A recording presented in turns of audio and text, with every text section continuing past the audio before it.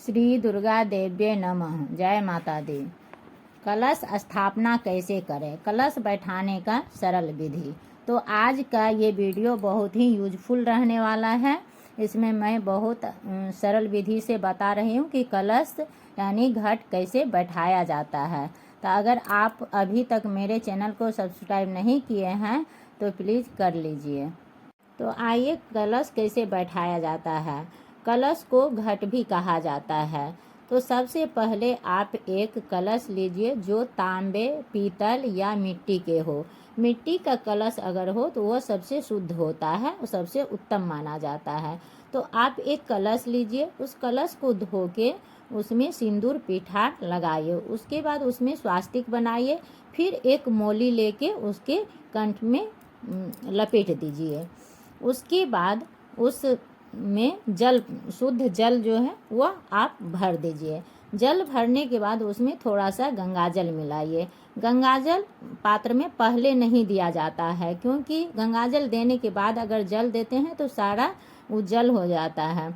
अगर जल भरने के बाद ऊपर से गंगाजल देते हैं तो सारा उस पात्र का जल जो है वह गंगाजल हो जाता है। तो आप जल भरने के बाद उसमें गंगाजल दें। उसके बाद उसमें साबुत सुपारी, साबुत हल्दी, अगर साबुत हल्दी नहीं हो तो आप हल्दी पाउडर भी दे सकते हैं, क्योंकि वह शुभ होता है। फिर उसमें पान फूल दीजिए। उसके बाद एक लौंग दीजिए, एक इलायची दीजिए और एक सिक्का दीजिए। सिक्का चाहे चांदी का हो तो अति उत्तम है, नहीं है तो नॉर्मल सिक्का भी आप उसमें दे सकते हैं। उसके बाद एक आम का पल्लव लीजिए जिसके कि 5, 7, 9, 11 पत्ता हो। कलश में जोड़ा पत्ता नहीं होता है। पल्लव में भी चंदन और हल्दी लगाइए। हल्दी बहुत ही शुभ होता है। फिर घट में उसको पल्लव को रख दें। यदि आपको आम का पल्लव नहीं मिले तो अशोक के भी पत्ते उसमें दे सकते हैं।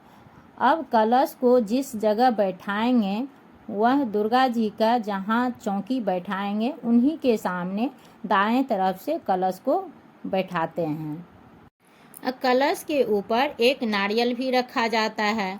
तो नारियल जब भी ले तो उसको चेक करके यानी उसको बजा के ले, ताकि उसमें पानी हो। सड़ा हुआ नारियल नहीं होना चाहिए। उस नारियल में भी सिंदूर या हल्दी, चंदन उसको लगा दीजिए या स्वास्तिक उस पर बना दीजिए। फिर लाल रंग के कपड़े से लपेटकर और उसके ऊपर से मौली जो होता है धागा या रक्षा सूत्र उससे लपेट दीजिए। अगर आपके पास कपड़ा नहीं है तो सिर्फ मौली भी उसमें लपेट के नारियल पर और कलश के ऊपर रखिए। नारियल का मुंह हमेशा ऊपर की ओर होना चाहिए। इस तरह से कलश पे नारियल रखा जाता है। तो यह एक कलश बैठाने का विधि हुआ। एक और कलश होता है जिसको कहते हैं पूर्ण कलश। उसमें क्या होता है कि पात्र के ऊपर एक मलसी या पीतल का प्लेट में चावल भरकर उसके ऊपर नारियल रखा जाता है। तो उस नारियल को खड़ा नहीं रख सकते हैं, चावल के ऊपर सुला के रखना होता है। तो ऐसे में उसका मुख पूजा करने वाले व्यक्ति के तरफ होनी चाहिए। उसके ऊपर फिर फूल बेलपात्र चढ़ा दीजिए। इस तरह से दोनों ही कलश सही है।